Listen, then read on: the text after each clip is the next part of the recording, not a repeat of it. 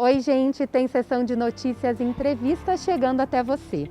O relatório de 2017 da Organização Mundial da Saúde apontava o Brasil como o país com a maior prevalência de transtornos de ansiedade nas Américas, 9,3% da população, que equivale a mais de 18 milhões de pessoas. Já transtornos depressivos foram relatados por 11,5 milhões de brasileiros e com a pandemia os números só aumentaram. Para 53% dos brasileiros, a saúde mental piorou neste momento. No mês Janeiro Branco, alusivo à saúde mental, nós vamos falar sobre ela. Vem com a gente!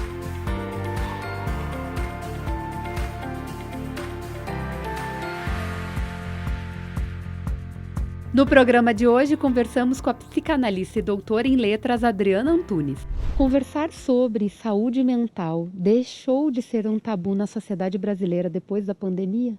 A gente tem possibilidade de pensar sim e não. Acho que se tem conversado muito, principalmente se nós pensarmos, no Janeiro Branco, desde 2014, se começou a voltar muito com essa discussão, falando de saúde mental, se retomou.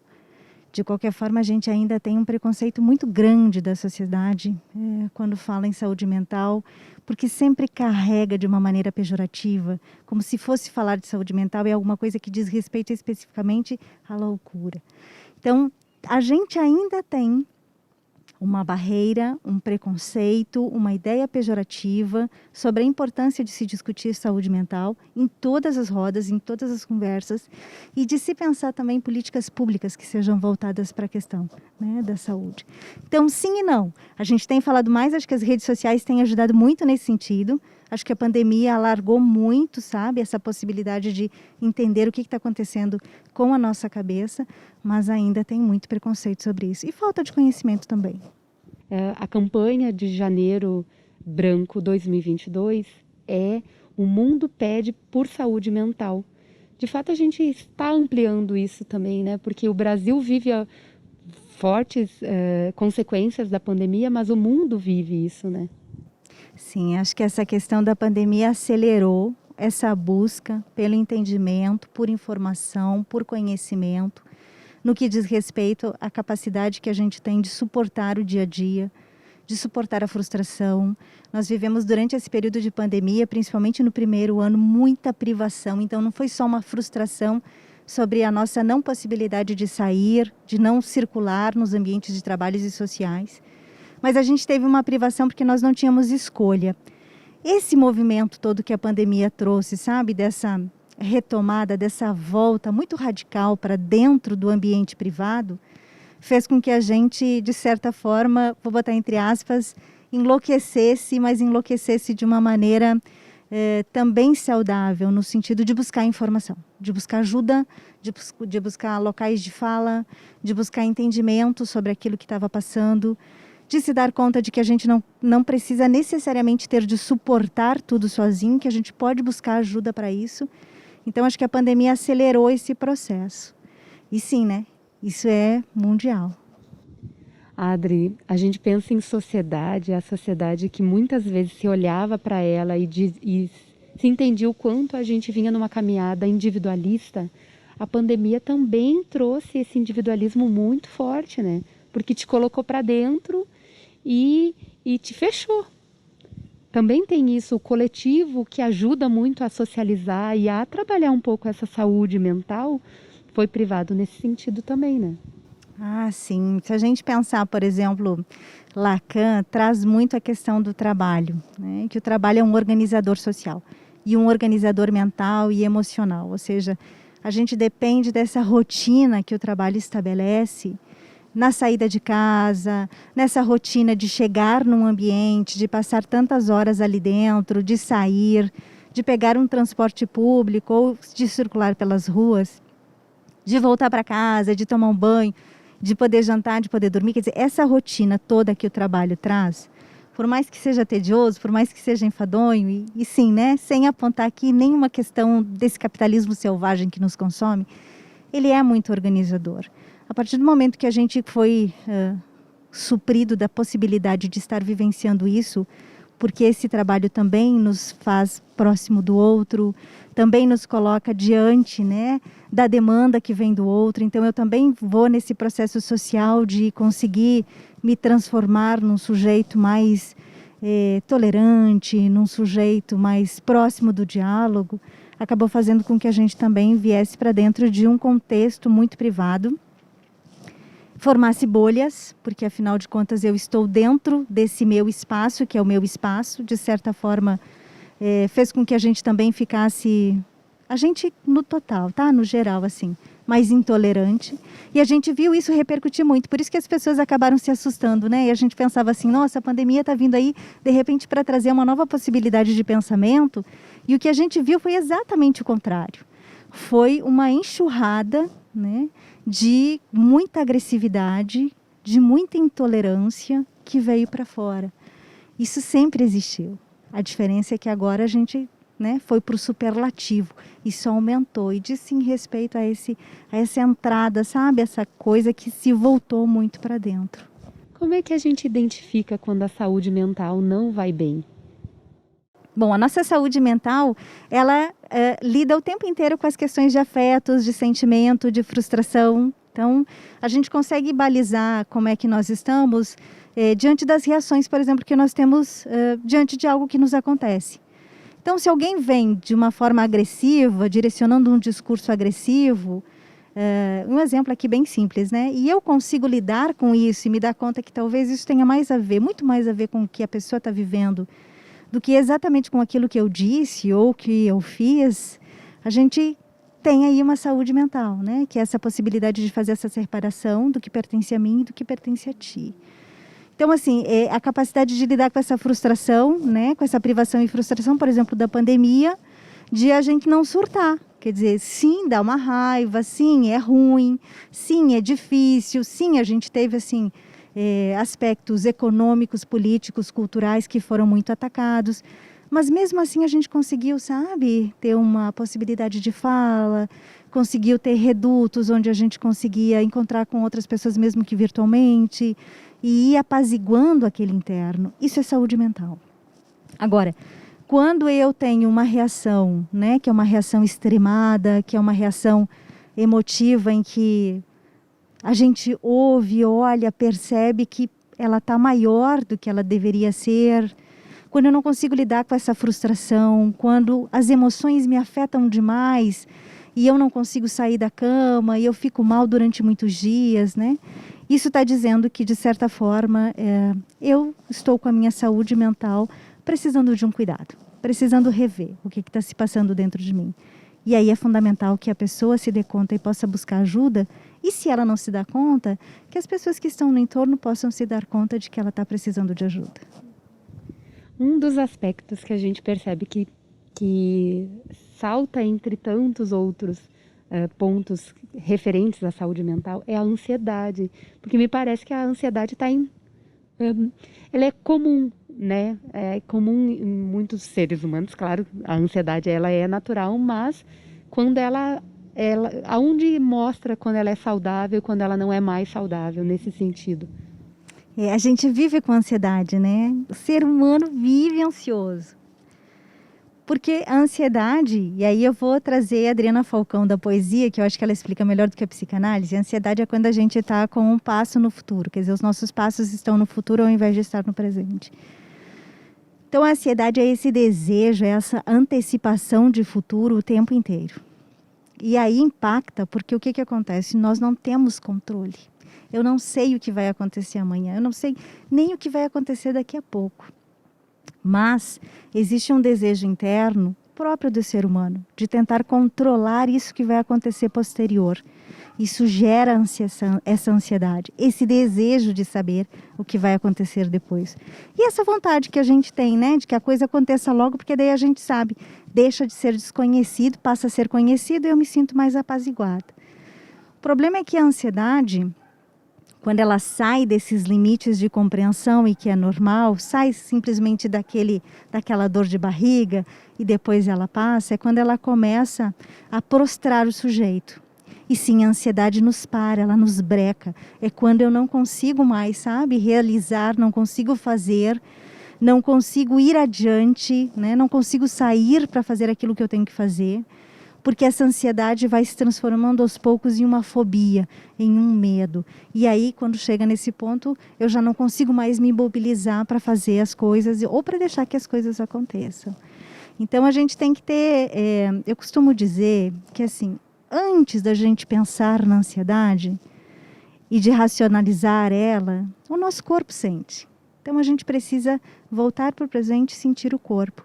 Porque o nosso corpo sempre dá o primeiro alarme. Quer dizer, é uma dor de barriga, é uma gastrite, é uma dor nas costas, é uma dor de cabeça, é a mão fria. Quer dizer, o teu corpo está sinalizando de algo que não está muito bem e que a partir disso eu preciso, né, perceber o que está acontecendo para poder eu me antecipar com essa autoconsciência e para poder cuidar de mim. Eu gosto muito da ideia da presença, estar no aqui e agora.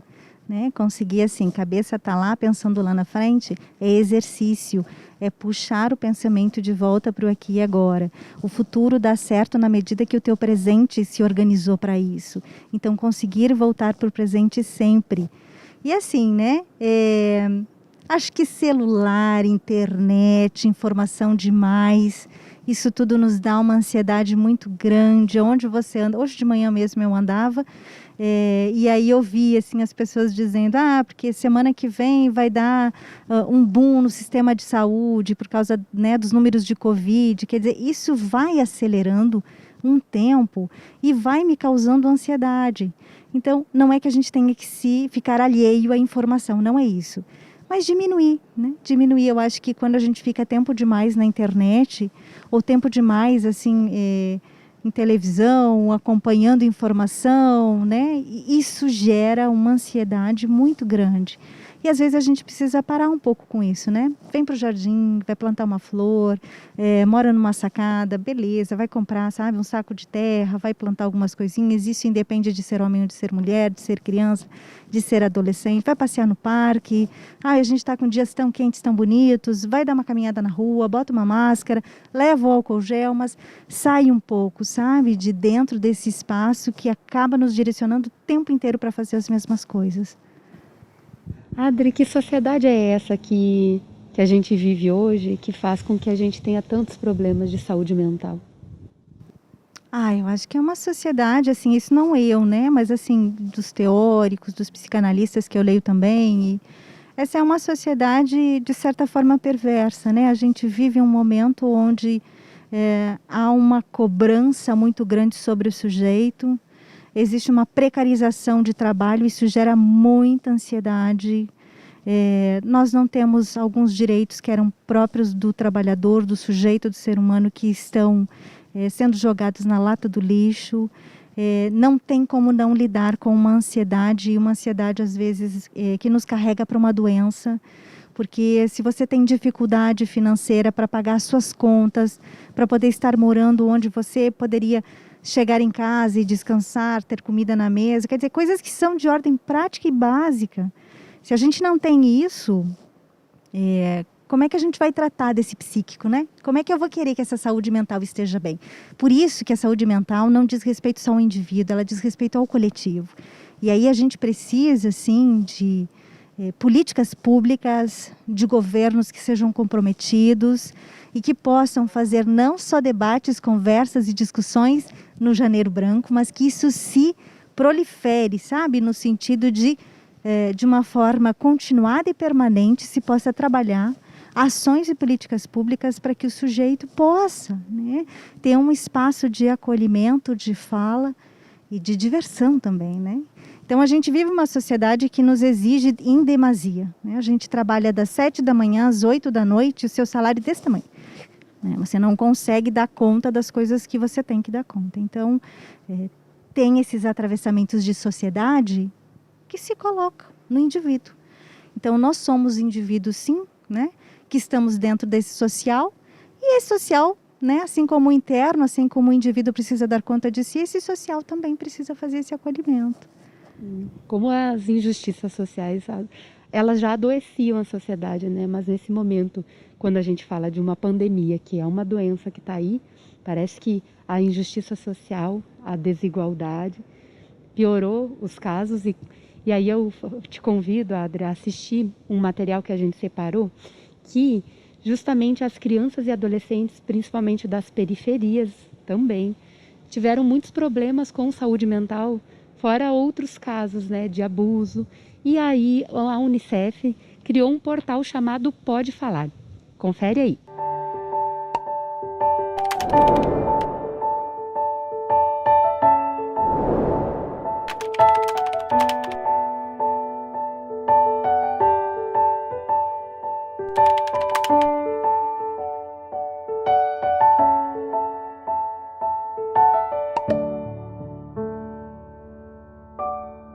Falar de saúde mental para esse público é mais complicado também, né? Porque precisa de um olhar dos pais para entender esse momento que essa criança está vivendo, né?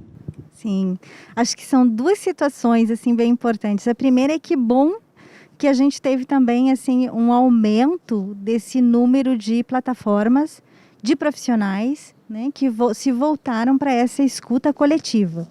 Tem inúmeros projetos muito interessantes, muito bacanas que vieram assim muito fortes, redes, né, de psicologia, de psicanálise que se estruturaram no sentido de fazer o atendimento nesse momento de pandemia de crianças, adolescentes e adultos. Na questão específica das crianças e dos adolescentes, a gente precisa de uma rede quando trabalha com eles, porque a gente precisa do envolvimento dos pais.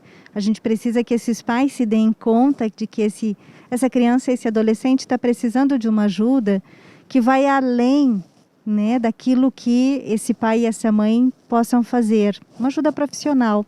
Até porque às vezes também tem uma sobrecarga de trabalho emocional, né, sobre o pai, sobre a mãe, e aí fica uma coisa confusa dentro de casa, então conseguir buscar uma ajuda é fundamental. E a gente depende muito da escola também, que às vezes quem se dá conta é a escola.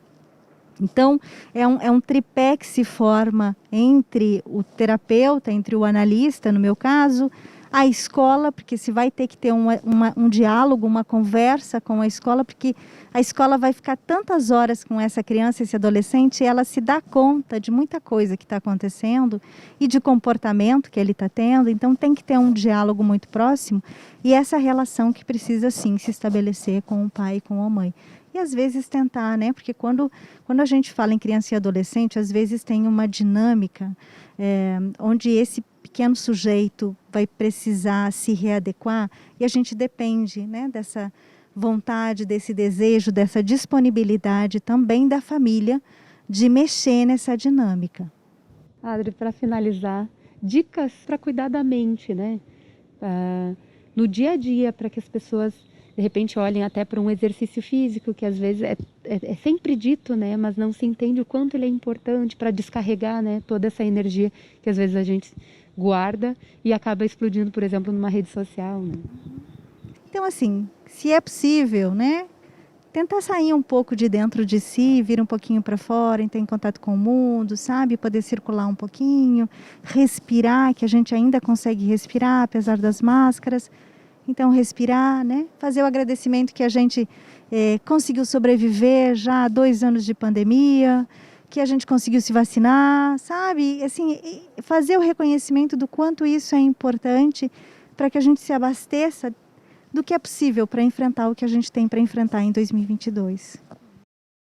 Adri, muito... E procurar ajuda, né? Ai, sim. Se caso não conseguir, não tem problema nenhum, procure ajuda, né? Eu acho que esse é um ato, um gesto de muita compaixão e de generosidade para consigo mesmo. Procure ajuda.